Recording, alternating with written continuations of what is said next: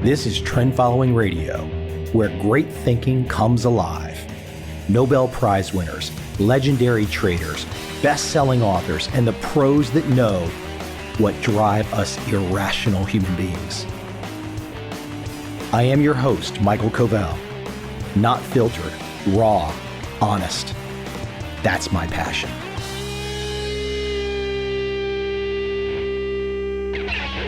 Now, this is an author who has a great idea at the right time. My guest today is Rich Karlgaard, American journalist, best-selling author. He has been the publisher of Forbes magazine since 1998. We talk about it a little at the end of this interview, but boy, I am so envious of all the people that Rich has had a chance to interview in his career. Wow, what a list. His book, the book that I so highly recommend for the absolute motivation of it and the insight, Late Bloomers, The Power of Patience in a World Obsessed with Early Achievement. Tell me that's not timely. Now, this is no piece where Rich is going ahead and saying, oh, I hate all these young guys that have made $1 billion by age 25. In no way, shape, or form is that his work. But what his work is, an eye-opening perspective that myself, you, your friends, your family, everyone should understand. I hope you enjoy this conversation with Rich Karlgaard.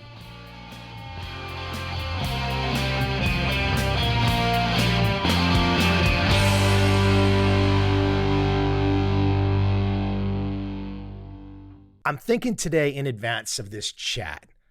I'm like, man, my life is over. I can't get anywhere. As a 50-year-old guy, I'm done.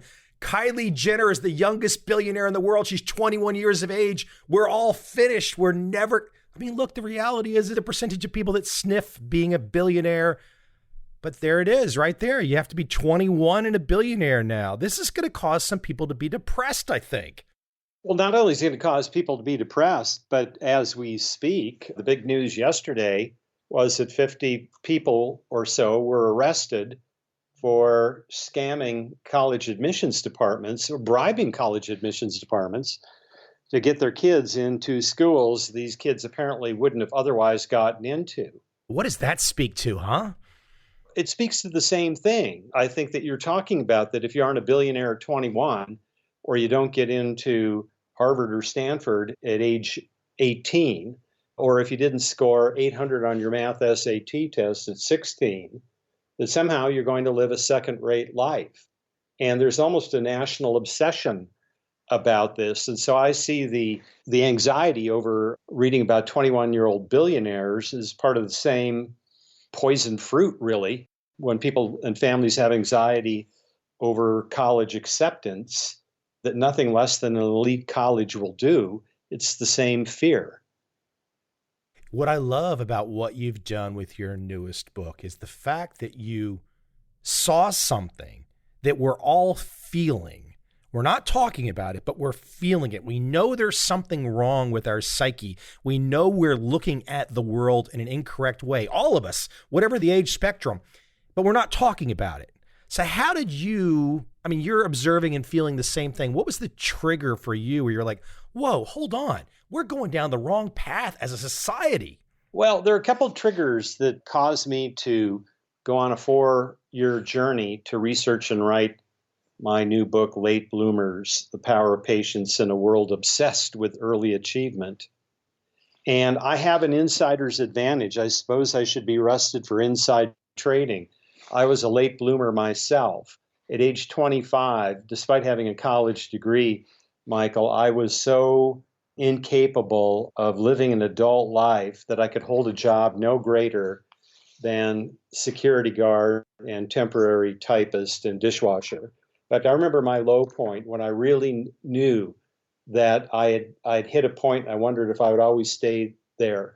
I had a security guard shift one night, the graveyard shift at a trucking yard in San Jose. And as I was making my rounds, clicking the clock that you had to click to prove that you'd made your rounds, I heard a dog barking, and it was a big dog's bark, an angry dog's bark. Then I saw the source of the barking, and it was a big angry dog. And it suddenly hit me with force that my professional peer at age 25 was a dog. The lot next door, their security guard was a dog, Michael. Look, I mean, it's still a level of achievement. It's not the highest. It's not Kylie Jenner. You don't got $1 billion. You're 4 years older than she was at the time. But hey, you got the dog. And you know what? The thing is, suddenly around age 27 or so, through a temporary typing job, I became a technical editor at a research institute. And then everything began to fall in place. And my brain began to develop very rapidly. But I was conscious of the fact that it was developing rapidly. And I suddenly became interested in reading good newspapers like the Wall Street Journal and the New York Times, political opinion journals across the ideological spectrum. Everything began to change. That insider's advantage of being a late bloomer myself, something that I've always thought about. By the way, throughout my 30s, I thought that I would slip back into that early and mid-20s torpor, state of total incompetence that kept me at the level of a night watchman, where my professional peer was a dog. That fear was probably good. It kept me from slipping back, but I don't think I could have slipped back because it wasn't a motivational thing, you see. It was actually, I simply wasn't ready to take on the adult world. I subsequently learned in doing this book that the prefrontal cortex, which really is the seat of rational thinking and the seat of thinking that allows you to plan and makes you aware of consequences, is not fully developed until age 25 or so. And that's the median. It's a bell curve. So some people have that full onset of prefrontal cortex maturity at age 20. Some it's not until 30, probably late 20s for me. So anyway, I tucked that away, the fact that I was a late bloomer myself, and that when I finally came out of that, I bloomed rather rapidly. And then both of our kids today are adopted, and we live in Silicon Valley. We live about 5 miles from Stanford. If you draw a triangle, and the points of the triangle are the Stanford campus, the Google campus, and the Apple campus, where I live would be in the middle of that triangle. And it's very, very high pressure, high performance expectations for kids. It's a case where the public schools are so good that people go to private schools not to get better schools, but to escape the pressure of the public schools. Palo Alto High School, Los Altos High School, those are high pressure schools. And everybody knows it. And the kids are under enormous pressure. You may remember that Atlantic Monthly did a piece 2 or 3 years ago called The Silicon Valley Suicides. And it was about 6 high school suicides in one school calendar year, the 2014-2015 school year. 3 from one high school, 2 from another, and one from yet another. What these suicides had in common is all of the kids were pretty functional kids. And under enormous pressure, one of them had been posting in social media prior to his suicide that he was absolutely exhausted from getting up at 3:30 in the morning to do his advanced placement course study. And so that tells you something. So this whole idea that, number one, I was a late bloomer, and number two, we've gone so far in the direction of pressuring kids to be early achievers and early bloomers that I felt it was time to make a statement about that, and that's why I wrote this book. The good news is, of course, that neuroscience and psychology refutes the idea that we only have one chance to do well in school or one chance to be an entrepreneurial success. Just to back up your point of being a late bloomer, I was a guy 25, 26. I don't really recall that I'd really read all the way through even one book probably by then. I really don't recall that. But then all of a sudden at that age, I think I went through like 100 books in 6 months. It was insane. Within a couple of years after that, I mean, really like 5 or 6 years, I authored my first book. I resonate big time personally with your late bloomers notion. I want to go back to Kylie Jenner for a second, because by no means am I taking a pot shot at her. I salute her. I think it's awesome that she's had this success. First point. Second point, she's not 25. So the very things that you're talking about, she physically, intellectually, is probably not happened for her. The fact that she's made all the money kind of disguises. We think that she might be at this intellectual level that you're discussing in your book. She's probably not, but she's got a lot of money. So that kind of disguises the conversation. And number three, when we look at a Kylie Jenner, what's the takeaway for us? You know, it's not to be jealous. It's not to hate on her. It's to say, well, is there something we can take away from what she did if we're an entrepreneur or something? I just think there's a positive way to look at it. It's not really as negative, but it's a very illustrative example. Well, I'm completely with you. I'm 100% supportive of the idea that we should applaud Kylie Jenner. She accomplished something. She set a world record, if you want to look at it that way, by being the youngest self-made billionaire. It's an absolutely astonishing accomplishment worthy of applause. The mistake is to think less of ourselves because we didn't bloom, at least financially bloom, so early. Sure, she may not be. She may have had all of this success financially without yet being a fully formed adult, or she may be on the left side of the bell curve where a full adult onset just happened sooner for her. I don't know her well enough to make a speculation there. Certainly, I see in Silicon Valley a lot of entrepreneurs who do extraordinary things at an early age, and yet they're not fully developed as adults. So I think we see that all the time.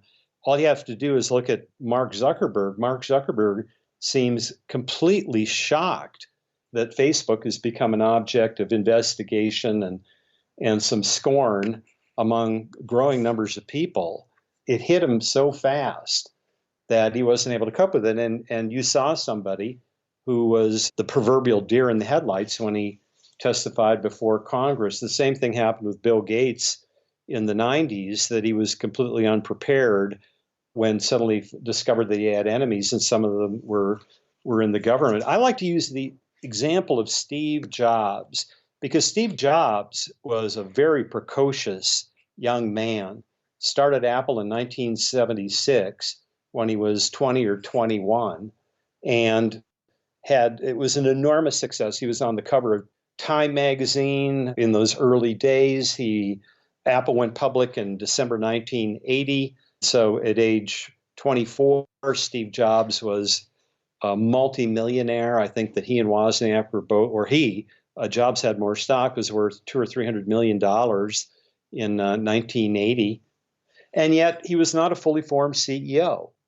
I think we look back and we say, because Steve Jobs is a more beloved figure than John Scully, people tend to take Steve Jobs' side of the argument that John Scully must have maneuvered Steve Jobs out of Apple by hook or crook. But in fact, the board sided with John Scully when there was a showdown about how much resources should be put into the Apple II and how much should be put into the Macintosh. The Apple II is still very profitable, and Steve Jobs wanted to divert all the profits into supporting the Macintosh. And Scully had an obligation as the CEO of a publicly traded company to make sure that Apple was still profitable and healthy. Well, Steve Jobs was an imperfect CEO when he left Apple in 1985. He would often turn against the very people he hired. He took credit for other people's work. He did a lot of things that you can ascribe to immaturity, even though he was a brilliant entrepreneur who brought Apple into being. When Steve Jobs came back in 1997, from 1997 until his unfortunate early death in 2011, I think you have to say that Steve Jobs was the best CEO in America, possibly the world. He had an extraordinary run his second time around, but he was a more mature man. He developed a great loyal team around him, and he didn't undermine them. People from Johnny Ive to Tim Cook are still at Apple, and he was still brilliant. So he lost none of his brilliance, but he gained these executive functioning skills, and he gained maturity. The things all of us stand to gain, even if we weren't as brilliant as Steve Jobs, very few of us can be. But what all of us can do is that we can become wiser, we can become better communicators, we can become better team leaders. All of that is ahead of us. It's ahead of us even at age 50.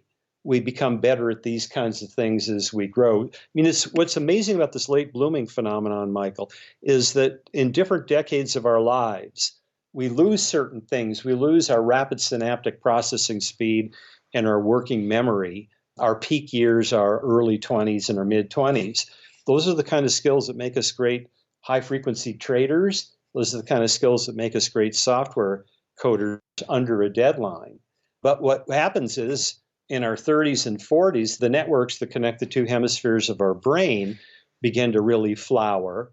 And there you have a neurological explanation for wisdom and for greater pattern recognition. It even turns out that we are more creative in our middle age and as we get older than we were when we were younger. We have more raw creativity when we're younger, but the yield of our creativity, that is the creativity that turns out to be valuable in an economic sense, valuable to our companies, is higher when we're in middle age and older. When I listen to you, I think to myself, who can really disagree? I really think if you had an audience, a nice cross-section of America, let's say you had 5,000 people in an arena, and you explained what you just explained to me, I don't care, white, black, across the political spectrum, I think most people are going to go, yeah, that guy Rich is giving me feedback, insight, wisdom that's correct. We kind of instinctively know it right when you say it. However, the entire SAT system is built around saying what you just said is effectively not true. Because to believe in this SAT system, you can't have these two competing thoughts in your mind, because everything you just said gets thrown out the window, and the very people in the arena that would be going, yeah, that guy Rich is on the spot there, are going, hey, but I got to get my kid's SAT up. The modern obsession with the SAT has a lot to do with, if you look at the kinds of companies that are generating the most wealth the fastest, they would certainly be in high-end financial services and in software/internet. In fact, if you look at the most valuable companies in the United States, you have Amazon, Apple, Microsoft, Google, Facebook, and Berkshire Hathaway. Every one of those companies was founded or co-founded by somebody who scored 800 on their math SAT or the equivalent. Now, I have no idea what Warren Buffett scored on his math SAT, or we know the SAT has been around since 1926, and it's undergone many revisions. And Buffett, while being old, is not that old. He would have taken it in the 1930s, I guess. But we do know that Mark Zuckerberg scored a perfect 1600 when it was a two-test system. We know that Bill Gates scored 1590 and 800 on his math SAT. We know that Jeff Bezos scored a perfect 800 on his math SAT. We know that Steve Wozniak of Apple did. And we suspect, though they haven't made it public, that Sergey Brin and Larry Page did. Sergey Brin apparently scored 760 on a practice SAT when he was in 8th grade. And so people look at this and they think, well, that's the skill that we need, particularly in a tech-driven age. Now, yes, you know what? We all need a handful of rocket scientists at our companies, for sure. But this gaming of the system, where you just can't go in the day of the test and sit down and take it. No, you have to take hours and hours of SAT prep because everybody else is. The stakes have been driven so high, have led to this obsession with the SAT, and because its influence in college applications, particularly at the elite level, because it's the idea that if you get your first job at Google or Goldman Sachs, you'll be set. Well, the SAT has its direct roots in the IQ test. The IQ test is developed by Alfred Binet in France in 1905. France is the first country in the world to offer universal K through 8 education. And France quickly found out that about a quarter of the kids were falling behind almost from the get-go.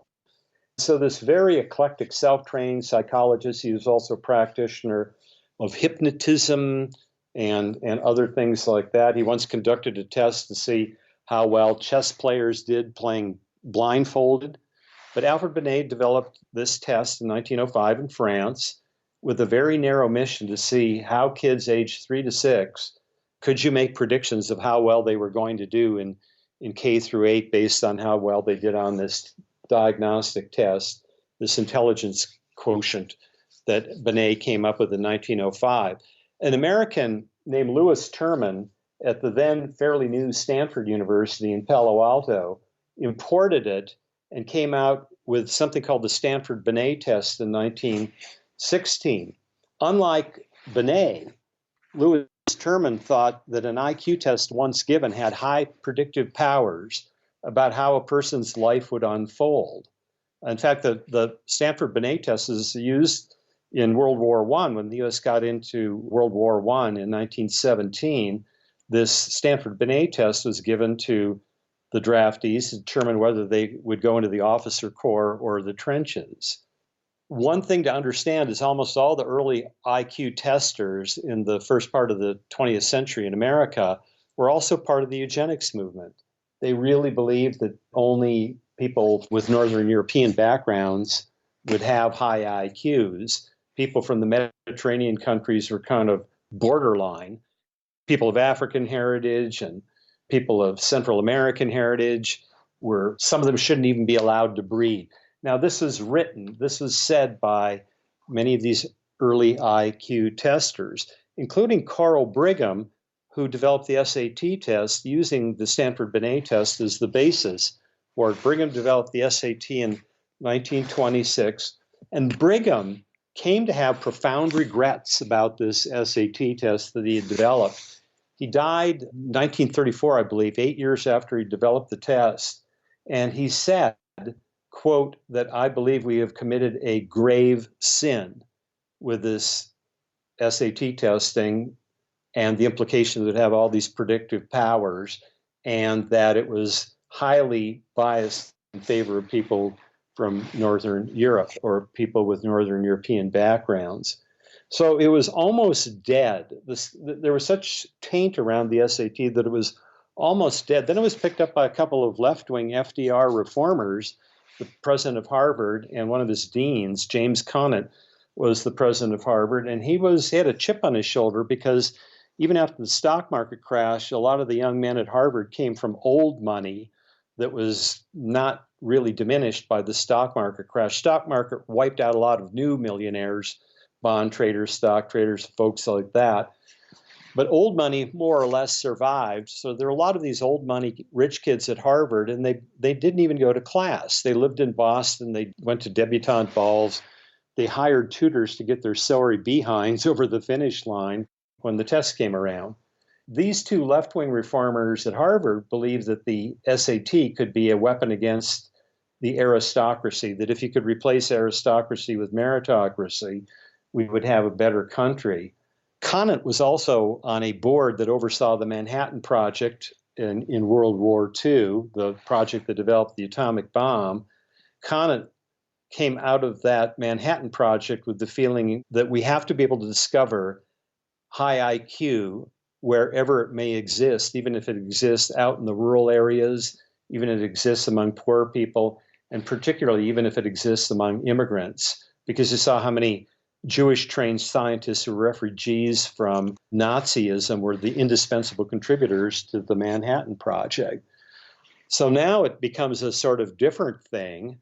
Then, as I mentioned before, I believe it was finally kicked into high gear by the correlation between the success of all of these iconic technology companies, and at least one of the founders had a perfect or near perfect SAT score. So now it's become unstoppable. It's simply become unstoppable. And schools like the University of Chicago are now saying it's no longer mandatory in the college admissions, but give me a break. If you're trying to distinguish yourself from other applicants to the University of Chicago, you're going to do anything you can. And if you can give them a sky-high SAT score, you're certainly going to try to do that. Is an interesting side tangent to the SAT score, the Ivy Leagues in the last 10, 15, 20 years, if not for racial discrimination, the top applicants would all be of Asian heritage. So that was never imagined probably by the early practitioners that were designing these instruments and exams and tests, because right now, if not for discrimination, and it's going to be interesting to see how that Harvard suit pans out. Same could be said of the University of California and some of the elite public universities. Now let's get to the predictive power of the IQ test and the SAT.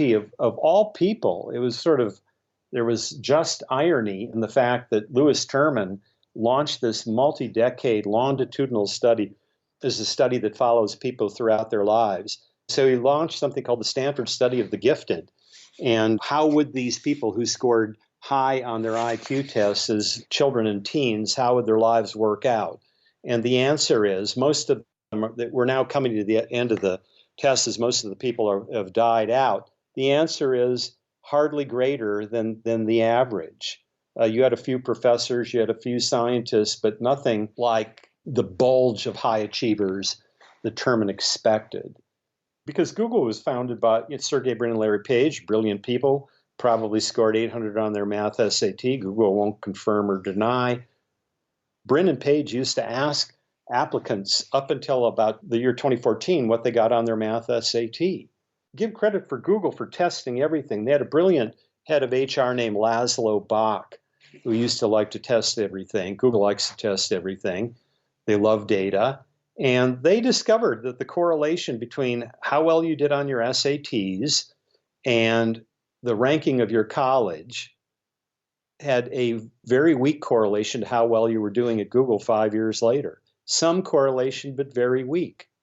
The striver, the late bloomer from Ohio State, turned out to have nearly as good a chance as succeeding at Google as did the flash from MIT or Stanford. Let me share a quick personal note with you. I had a family member who was tested very early in life. We grew up in the Washington, D.C. area. This family member had the high IQ, got slotted into the gifted and talented program, the then nascent program in the D.C. area. All of the friends were thus, I got to see all these friends that were also slotted into this group. Now, if you roll forward 30 years, they're still friends, and I still kind of from a very distant view can kind of see them. But what I really noticed about them is that to some degree, I really think that if some of these kids are told you are brilliant, it unwinds the spring a little. And a lot of these kids that were tested with such high IQ in this circle I'm describing to you did not achieve. And they've been completely average. I really think that this notion too, look, this is a very complex discussion that at the late bloomer, there's multiple stages of blooming, but I do find it very interesting. And at least in my personal experience, I've seen people that tested very high who kind of got a little lazy once they got the test results. I love that mental picture that you paint of unwinding the spring and losing motivation, in other words. And in fact, it can go the other way, and the spring can be wound so tight. You've probably heard, or maybe you've had on your show, Carol Dweck. I've not had her on yet, but she's great. Her book Mindset has sold about 1.5 million copies since it came out in 2006. And of course, you know that she really sees the world as consisting of people with a growth mindset and people with a fixed mindset. So it came out in 2006. In 2016, I interviewed her for my book, Late Bloomers. And I asked her, I said, is the message getting out there, this idea that we should strive for a growth mindset and all that entails? She said, it really is in the business environment. Boy, Satya Nadella, the CEO at Microsoft, he's embraced it wholeheartedly and encourages everybody at Microsoft to read it. I think Satya had a lot to do with Mindset becoming a bestseller. But she said, they're not getting the message in school. And I said, well, explain. She said, and this is the spring is too tight. She said, the freshmen that I see at Stanford today, I teach an introductory freshman course in psychology. She said, the freshmen I see today are, quote, exhausted and brittle. They don't want to mar their perfect records, end of quote. These are the wonderkins. These are the people who scored very high, if not perfect, SAT scores and did everything right, because Stanford has an admissions rate of only 3% today. So they did everything right to get into Stanford. And at age 18, the price they paid to get into Stanford was that they're exhausted and brittle and don't want to mar their perfect records. So yes, I think there's a danger that can go either way, that people can become overconfident and lose their motivation. They unwind the spring a little bit. They walk around thinking they're little prima donnas and the world owes them a living. Or it can be the other way, that they don't want to try anything. Carol Dweck actually has a really neat exercise to overcome this. She gets everybody to pledge to do something hard and against their type. And she likes to tell the story of this young Asian man who said, okay, I'll do something against type. I'm going to run for president of my freshman dorm. It was against type because he was very shy and he'd never done such a thing in his life. And he did it and he won. And he comes back every year to tell Carol Dweck how that single thing, not the grades he got, not the classes that he took, was the most important thing that he did in college because it broke that fixed mindset that he had.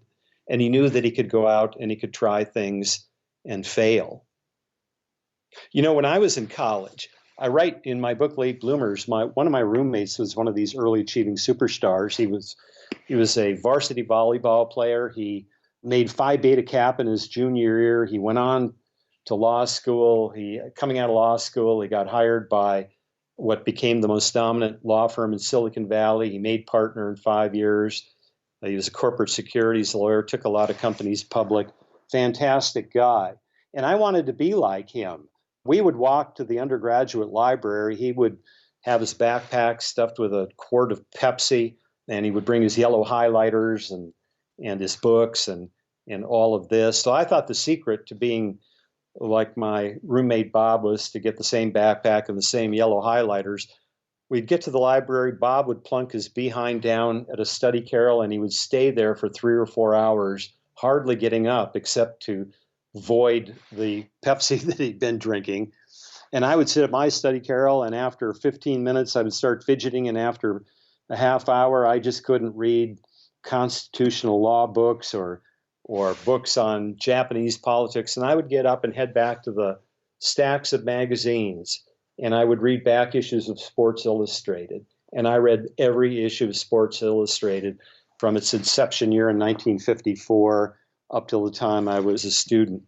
Of course, this didn't help my grades. It hurt my grades, following my natural curiosity of what it was like. Why was I so interested in Sports Illustrated and not Japanese politics? So I barely got through. I graduated with the minimal number of credits. At my university, a B was really a C because you could drop a class a couple of weeks before the final. So if you were headed for a C, you would drop it. So that really a B meant that you were a C student in reality. And none of this did me any good, reading back issues of Sports Illustrated, until suddenly a dozen years later, it did me all the good in the world. It taught you journalism. Yeah, but it taught me journalism and it taught me good magazine making. I mean, what are good headlines? What are good captions? When I had the chance with a friend to start what became Silicon Valley's first business magazine at the dawn of the desktop publishing era in the late 80s, he was tasked with raising money and selling ads, and I was tasked with coming up, well, what should this magazine be? And I felt that business magazines were boring. I hadn't yet discovered Forbes, where I've worked for 27 years. But I thought business magazines were boring. And I thought, what if you could make a business magazine like Sports Illustrated? You could give it the same verve, the same poke in the eye, the same using caricature and illustrations to show what you couldn't show in photography. Because business photography is boring, right? It's all PR driven. What if you could show real things happening, even if it was through an illustration? And Sports Illustrated did that so well. So that's what our creation was called Upside Magazine. Man, we had great stories. We had Larry Ellison depicted as Genghis Khan with severed heads at his feet. We had Scott McNeely, the co-founder of Sun Microsystems, who was very boyish looking as Michelangelo's David, down to the anatomic detail. It was just hilarious. Suddenly everybody in Silicon Valley and in Seattle and Route 128 in Boston started paying attention to Upside. And pretty soon, the big hitters in technology started giving me multi-hour interviews. I got 4 hours with Bill Gates 2 years after the founding of Upside. And this got the attention of Steve Forbes, who came out to visit us with the intent of buying Upside, and he hired me instead. All of that knowledge that I had about Sports Illustrated when I was, quote unquote, wasting my time and, yes, wrecking my grades by reading back issues of Sports Illustrated instead of studying Japanese politics and constitutional law, it all came back when I started Upside Magazine, and it was a big hit, and it got me at Forbes, reporting to Steve Forbes. Let me give feedback on something that I saw. It was either in a video that you did or in your book. but you're quoting someone else and you say, if you can't try something new in 10th grade, when can you? Now, I think that's a true statement, but I want to expand it out because it kind of goes right into what you just said with the story of Upside. I must give credit to Megan McArdle, the journalist who is writing that for either the Washington Post or Atlantic Monthly. She writes for both. She was describing a conversation she was having with a 10th grader who up until that point had perfect A's and didn't want to mar her perfect record in the same way these brittle Stanford freshmen didn't want to mar their perfect records. What's so great about it, though, is from my perspective, is that not only is it true as it stands for the 10th grade, but it's true for the whole range of blooming over the entire lifespan. And I just want to share back to you, 2012, I was happily existing in San Diego. I've spoken about this on this podcast before, but I got hired by a large brokerage firm in Hong Kong to do a speaking tour across Asia. I was in, I don't know, I gave like 50 presentations, sovereign wealth funds, mutual funds, you name it. I was in like 10 countries, 25 cities or so. At the end of that 4-month tour, I said, well, heck, I'm not going back to the States. That's not what I want to do right now. And I was in my early 40s. Not only is that great quote from Megan applicable to the 10th grader, it's applicable to the guy who's 42 or 43. It's applicable to the lady who's 33. It doesn't make a difference. But to get past that wall that starts at such a young age, you must do this every step of the way. And then what people don't think about is, what is the pot of gold at the end of the rainbow if you follow all the rules that were told you by the rule makers? What is that pot of gold? People don't even think about it. I believe the pot of gold is blooming. Blooming is its own reward, because my definition of blooming is you hit that perfect intersection of your God-given gifts and your deepest passions. I even like the word mission better than passion, because a mission is a passion you will sacrifice for.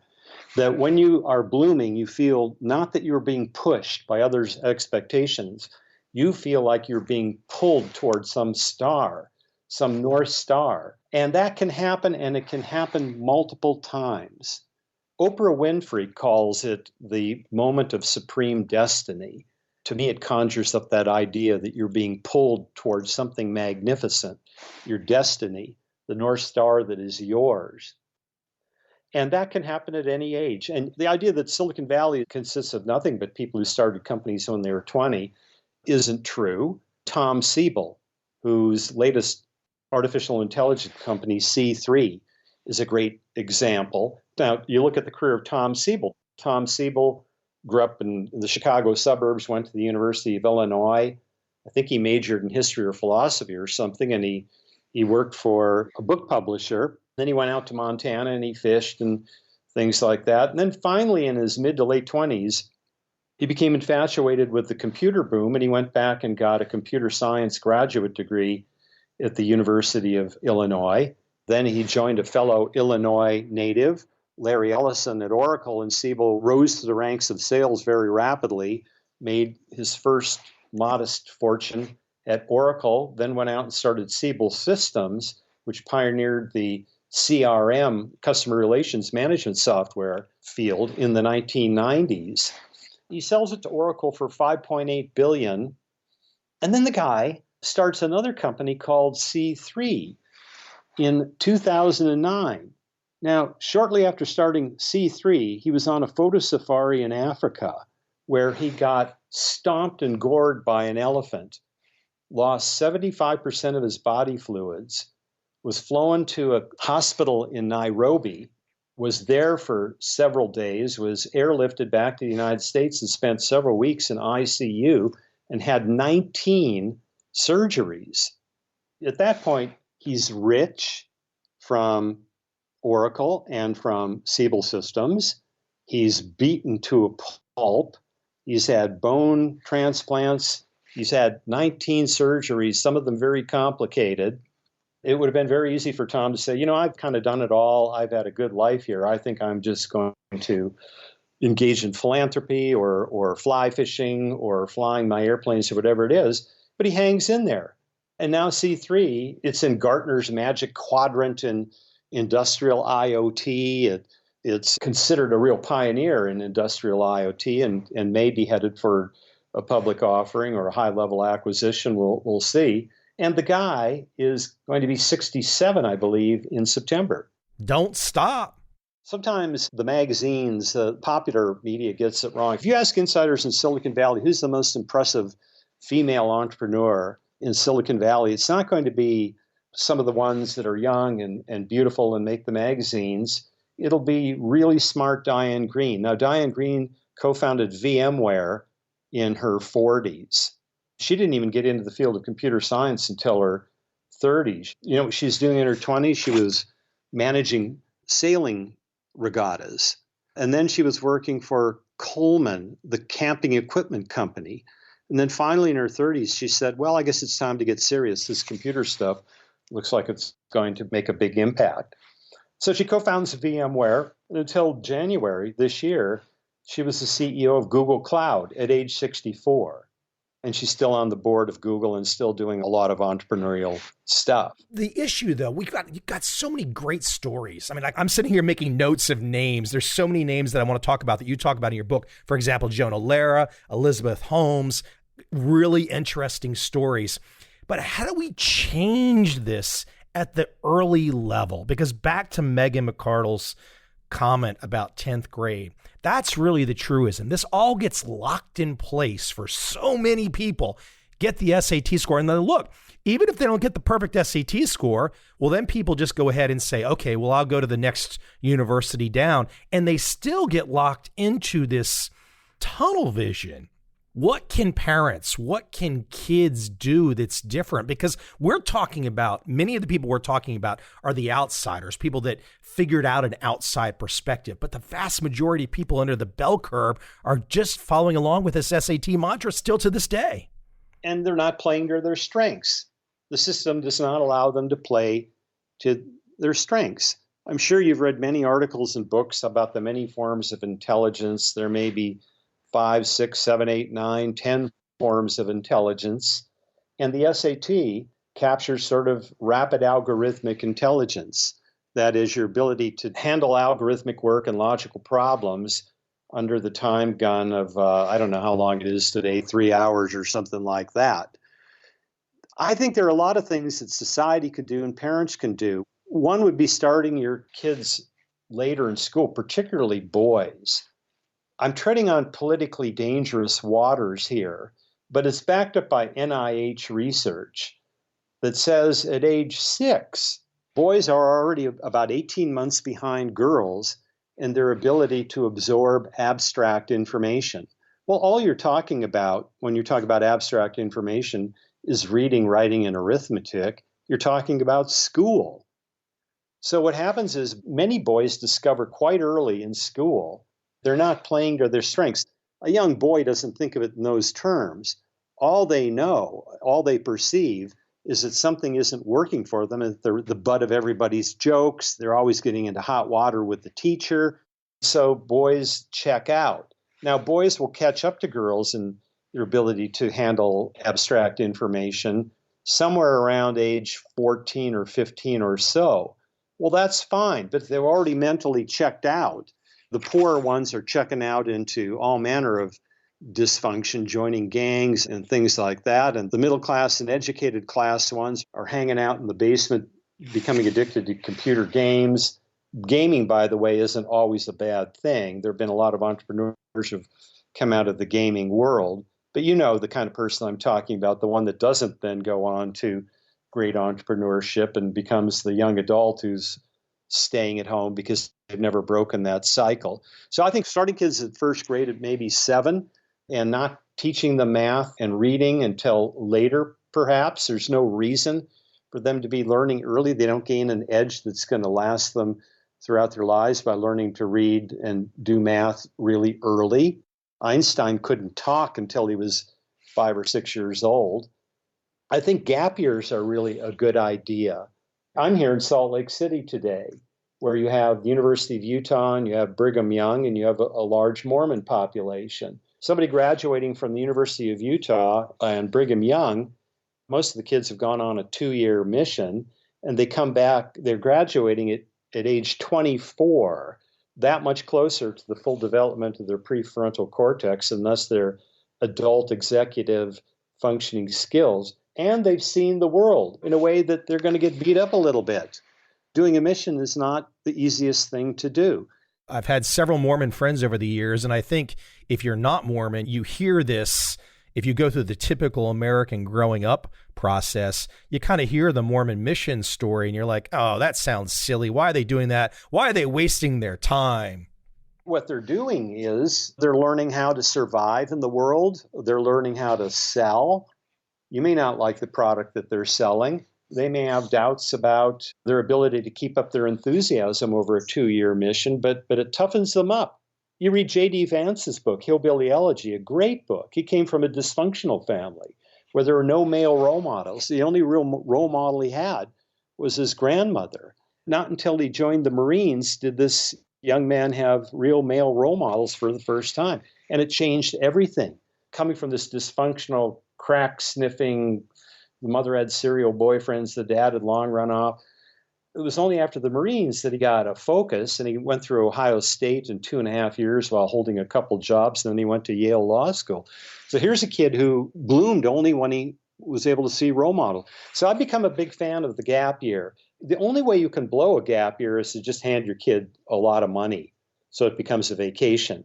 To add to your point about the Mormon mission, I was just trying to think to myself how I would have viewed that at age 20 versus viewing it 30 years later when I've gone through my own personal blooming. And now I look back on it, I listen to your explanation. In a way, I almost want to sit here and say it's quite brilliant. In the course of doing this work, it's changed my thinking along a number of vectors. One was I had much greater faith in the IQ test and the SAT test, and I thought that people who complained about it were just complaining about it for the usual reasons. And now I see that there are justifiable criticisms for it, we're not talking about people who are in the fourth quartile and people who are really struggling. But I also became a big believer in gap years, big believer in starting kids later in school. Finland has real good results with kids starting school at age 7. I'm a big believer, at least in discussing mandatory national service. I think it should be a national discussion. The libertarian part of me says, no, we shouldn't have it. But the outcomes are good.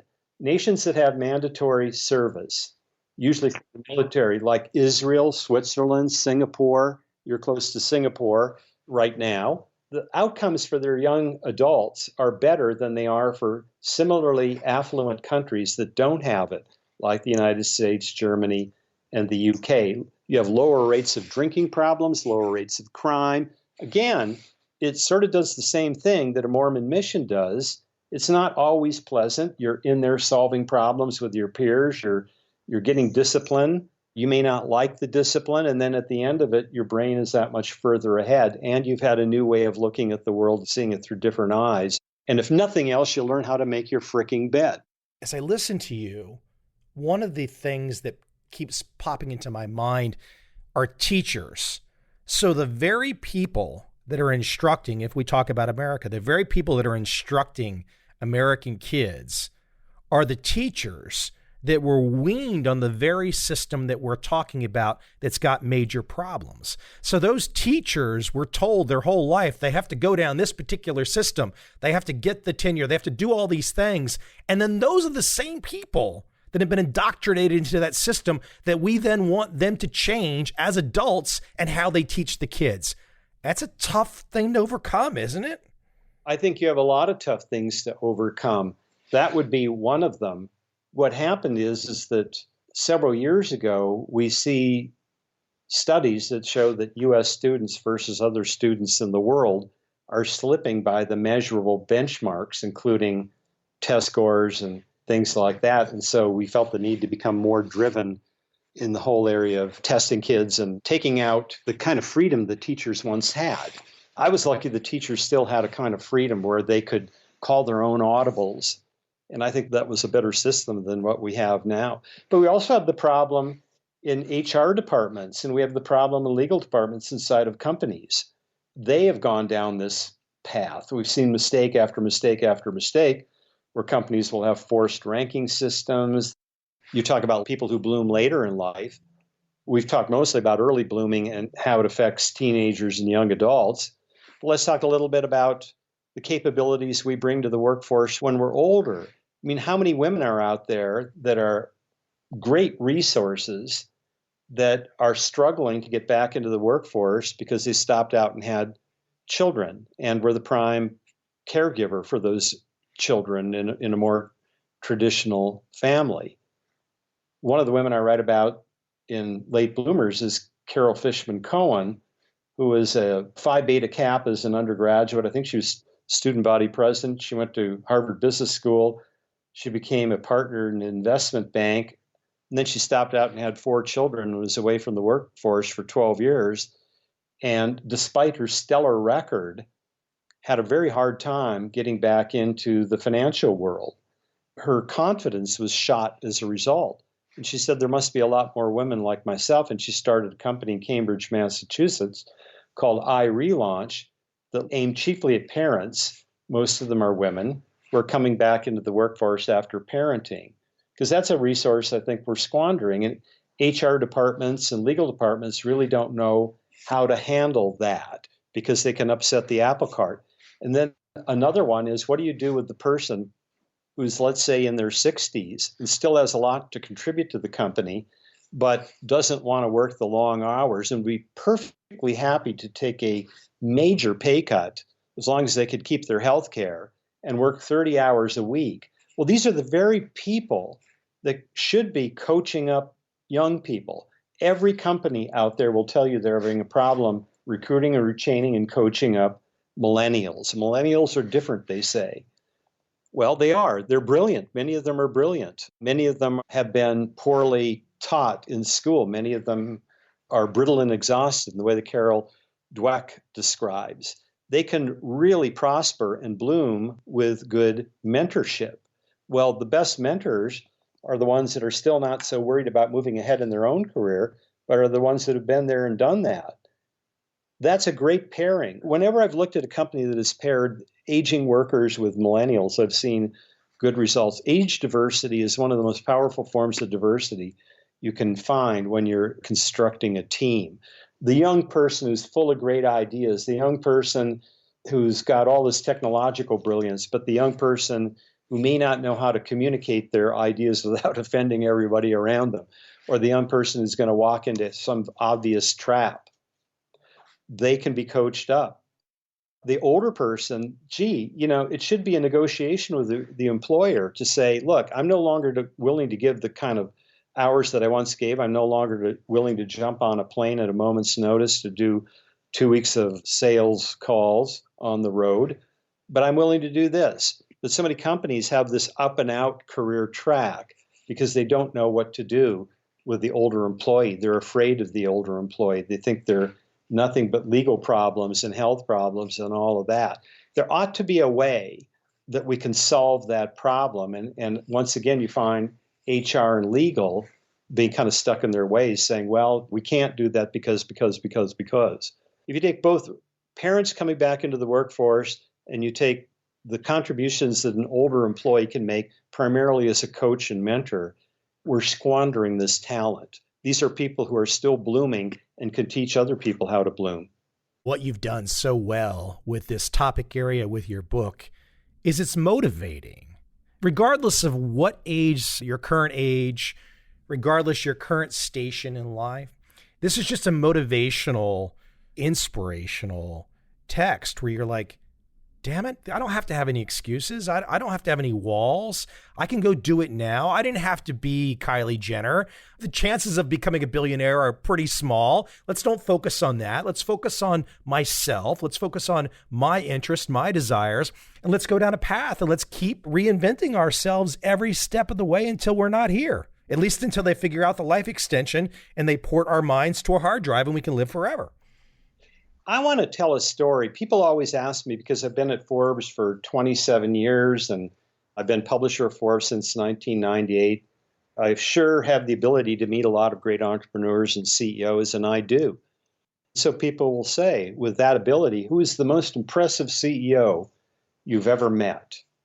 And I surprise them by saying, personally, the one that motivated me the most was not a CEO in the traditional sense, but a CEO as I think of a CEO, a leader, and that was Bill Walsh, the football coach.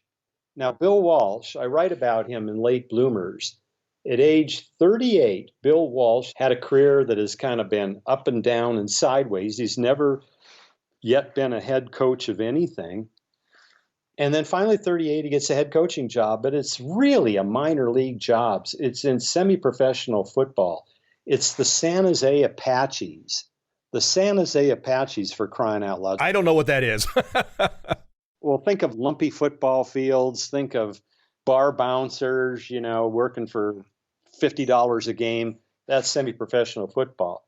So Bill Walsh, who had been the running backs coach at the Oakland Raiders the year before, becomes head coach of the San Jose Apaches, where they're playing teams with names like the Eugene Bombers. And they're practicing on lumpy high school football fields, and they're playing their games on junior college fields. And one day, practicing on this lumpy high school practice field, he hears a whistle. His practice is over, and he follows the whistle, and he goes into this gym. And it's a high school basketball team practicing inbounding the ball against a full court press. And he sees that even in a full court press, where the defense is harassing the offensive team, not even making it easy for them to inbound the ball, the team inbounding the ball is still able to inbound the ball and get it past midcourt 90% of the time. And Walsh scratches his chin and he said, how are they able to do that? And then an idea occurs to him. It's the biggest insight he will ever have. It's the insight that said, what if I could take inbounding the ball against the full court press in basketball? What if I could do something similar in football on the offensive side of the ball? What if I could design a game of short passes with a lot of screens and pick and rolls? And that became the basis for the West Coast offense, which he first tried as the offensive coordinator at the Cincinnati Bengals when the number 1 quarterback went down and the number 2 quarterback had a weak arm but had the ability to see the whole field because he'd been a point guard as a high school basketball player. And then he tried it to great glory, of course, at the San Francisco 49ers, where he became head coach. And the previous year, the Niners had gone 2-12. They played a 14-game schedule then. And Walsh took over and they went 2-12 again. And then they went 6-10. And then the third year, they won the Super Bowl. And they won it behind a quarterback who was taken only in the 3rd round of the NFL draft, though he'd had a good college career, Joe Montana. And what Joe Montana had was that he was a point guard in basketball in high school. He was all-state. He was offered a scholarship by Jim Valvano at North Carolina State to play basketball. And Joe Montana, the rap on Joe Montana and why he was only taken in the 3rd round was that he was too skinny and he didn't have a quote-unquote NFL arm. He didn't have that rocket arm like Terry Bradshaw. But he can see the whole field, and that's what Bill Walsh wanted. So Bill Walsh, his first head coaching job was at Stanford when he was age 46 or 7, 2 years later, the 49ers job, and then he wins his first Super Bowl in his early 50s. So here is a guy who didn't experience any real kind of success until his 40s and 50s. And then it was major success. And it was major success, and he did it his way. And still today, the Bill Walsh coaching tree can be seen through people like Andy Reid at the Kansas City Chiefs and all kinds of different styles. Even arguably this air raid offense that you see again at the Kansas City Chiefs and other places, it springs from the tree of several receivers in motion and having a quarterback who could see the whole field. Bill Walsh, I got to know him well and I talked about him. He was a columnist of mine when I was editor of Forbes ASAP. He was retired from his 49er career. He was back at Stanford in the early 90s coaching them for 2 years. And we had these most amazing discussions where we talked about confidence, we talked about history, where you get good ideas from. And he just constantly amazed me. On confidence, Bill Walsh said, I can't tell you how many coaches who got off to fast starts because they had confidence and they burned out because they had nothing more than confidence. They didn't learn the game. When you talked to Bill Walsh, he was almost neurotic. He wasn't a guy who struck you as somebody who had outward confidence. He looked like he was always kind of scratching his head and shifting in his chair and getting up and checking a fact in a book and talking to you very honestly. And he was a man who struggled with self-doubt, but he learned how to use self-doubt to his advantage. His self-doubts about football led him to simulate everything. What would it be like to be 1st and 10 on your own 1-yard line in a noisy dome in an away game? Well, let's haul out some big-ass speakers on the practice field and turn up the volume and see what it would be like. So we would work our way through our self-doubt because you would be full of self-doubt. It's 1st and 10 on the road, and you needed to drive down the field to win the game, and you can't even hear what you're thinking. So let's identify that in advance and work our way through it. Such a practical guy, such a wonderful guy, such a sharing guy, always shared his best ideas. Yeah, he was the most impressive leader of a major organization I've ever met. I'll share with you as we wind down and close down. I think one thing that we can probably both relate on now that I know more about you is that, I started this podcast in 2012. It started off as a trading podcast. It's morphed into everything. I think I'm up to 6 Nobel Prize winners in economics, and just about everybody under the sun has come on. And I appreciate you coming on today. But there is something that we have that's very much in common as I listen to you, which is the joy of sitting back as an interviewer and talking to someone and finding out what they have to say. There's not a huge team of us that have had a chance to really spend a lot of time doing it. I'm up to like 700 plus episodes, but it's a really fun thing to do in a lifetime, isn't it?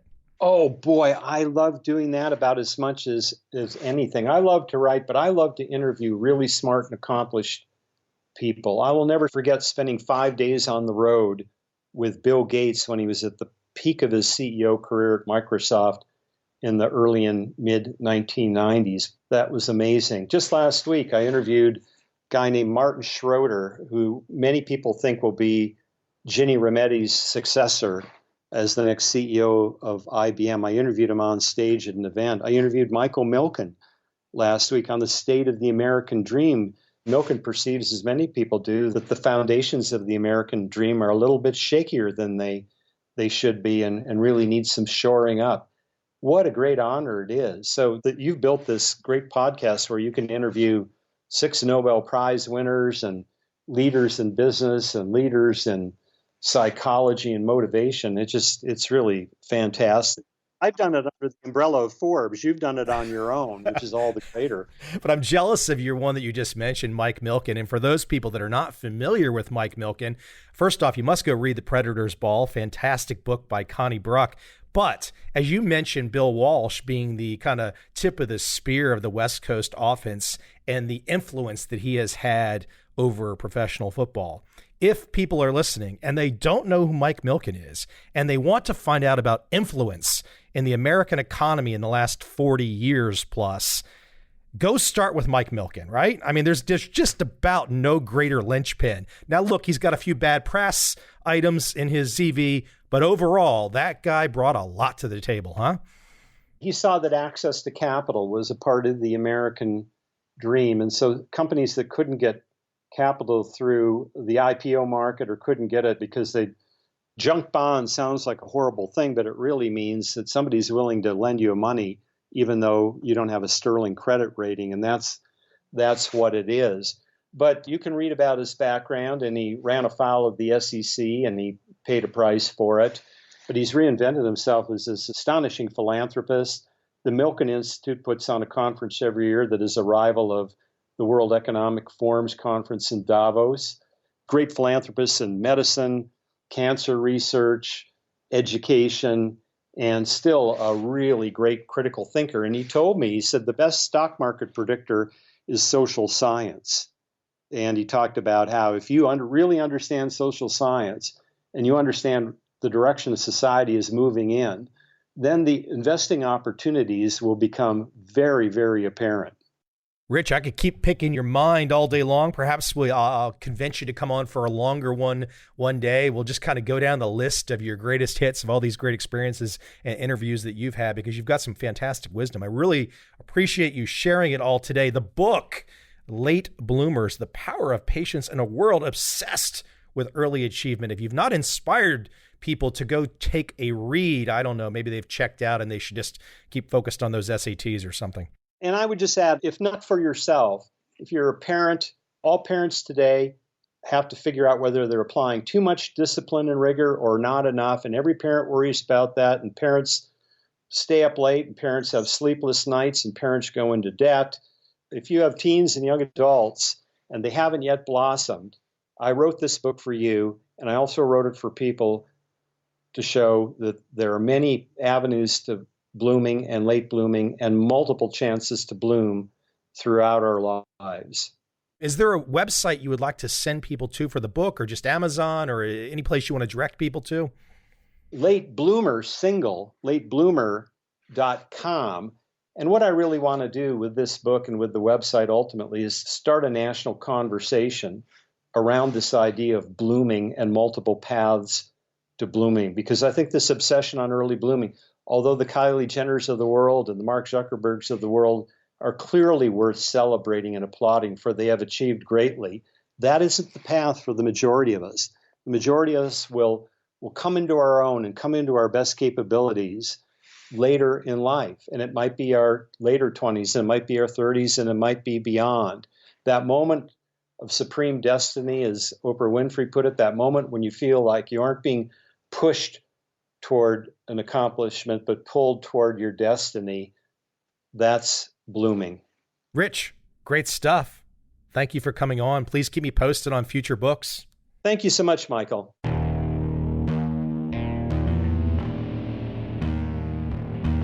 I see a time when those awake will understand how to make money in up, down, and surprise markets.